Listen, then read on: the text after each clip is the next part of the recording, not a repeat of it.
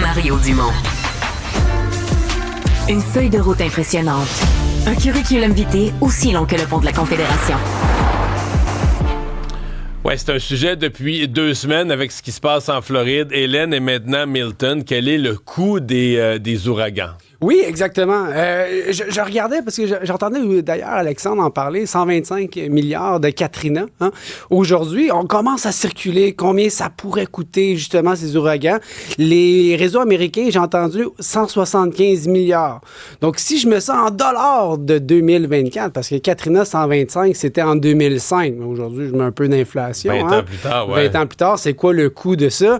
On évalue Katrina à 200 milliards. Donc, si on prendrait cette réflexion-là, hein, avec le marché de l'immobilier, hein, ça, c'est des coûts qui sont directs. J'élimine les coûts indirects liés aux ouragans. On serait à 160. Ça serait le numéro 2 des ouragans. En coût financier. En coût financier. Mais c'est parce que le coût augmente toujours parce qu'on a... Plus tu as des propriétés de belles valeurs construites dans des lieux sur le bord de l'eau. Puis c'est un peu la même chose ici quand il y a des inondations. Ce qui était autrefois un petit chalet pêche ou un petit chalet, là, ça a été rénové, ça a été mis isolé pour en faire un 4 saisons, amélioré. Fait que t'as de plus en plus de valeurs foncières dans des zones où c'est magnifique, t'es sur le bord de l'eau, mais t'es plus à risque. De plus en plus à risque, on parle de changement climatique aussi. Donc, c'est des valeurs qui vont continuellement augmenter, comme on regarde l'indice des prix à la consommation.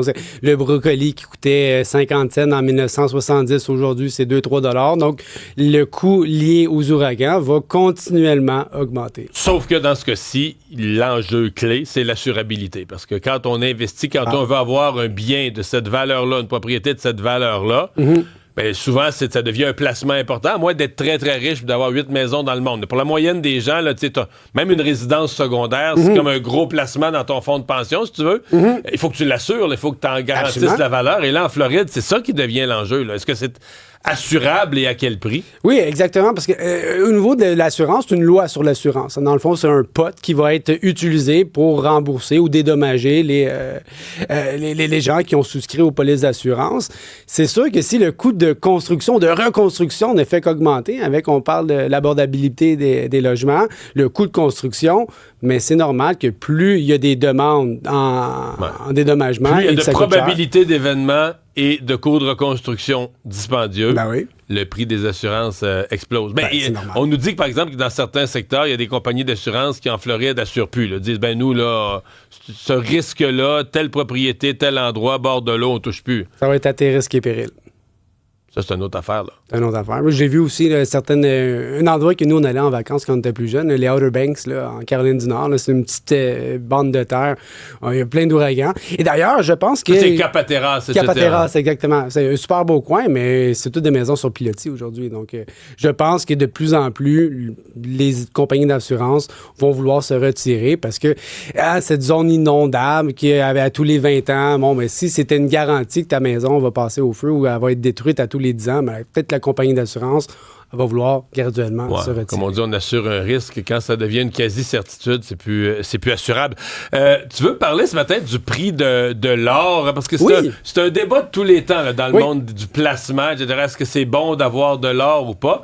L'or avait stagné pendant une longue période. Il avait vivoté autour de 1700, 1800. Oui. Mais là, il y a une bonne année. Là. Oui, une sérieuse année. D'ailleurs, si je regarde la progression du prix de l'or, elle a augmenté plus rapidement que les indices boursiers depuis 1 an ou 2. Ah oui? Oui. Donc, des fois, on se dit, le prix de l'or, c'est une valeur refuge. Une valeur refuge contre l'inflation. Et souvent, j'aime l'exprimer pour le visualiser avec les investisseurs.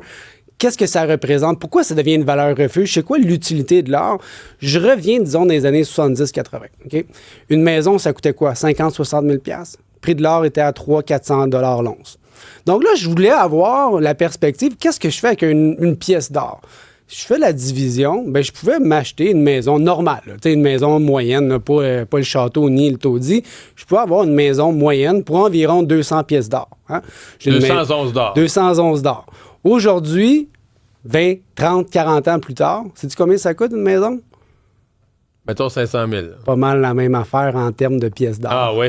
Donc, c'est pour cette raison-là que si j'ai Parce que là, t'as raison, l'or est à 2600, ouais, t'as 2600. raison. Donc, si je fais le calcul, combien de pièces d'or j'ai besoin pour m'acheter une maison? On parle là, justement, là, du marché immobilier, l'accélération, l'inflation, le coût de la vie. Mais aujourd'hui, une maison, en termes de pièces d'or, coûte la même chose qu'en 1980.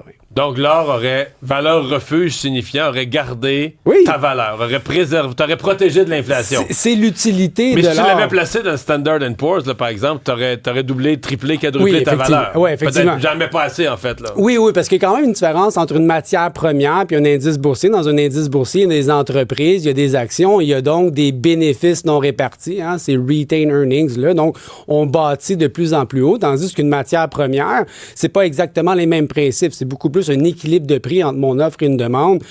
Si je regarde pourquoi le prix du blé a augmenté ou baissé en bourse, par exemple, ben, c'est parce qu'il y a une offre, une demande, une transformation du pain et de la météo des rendements. Donc, c'est pas exactement le même principe. Mais les gens qui nous écoutent puis qui ont un peu d'argent, évidemment, c'était des très petits placements, mais qui ont un peu d'argent, dans ton esprit, ça vaut-tu la peine de garder de l'or?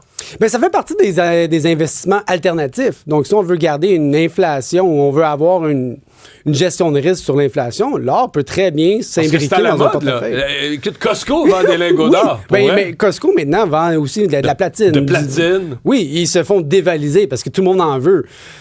Est-ce qu'on est dans un monde post-apocalyptique où on va retourner vers du troc avec des pièces d'or parce qu'on suspecte les banques centrales de jouer avec les masses monétaires? On se dit non, moi je ne veux plus participer à ça. Je veux avoir de l'or comme dans le bon vieux temps de Lucky Luke. C'est bon. Salut.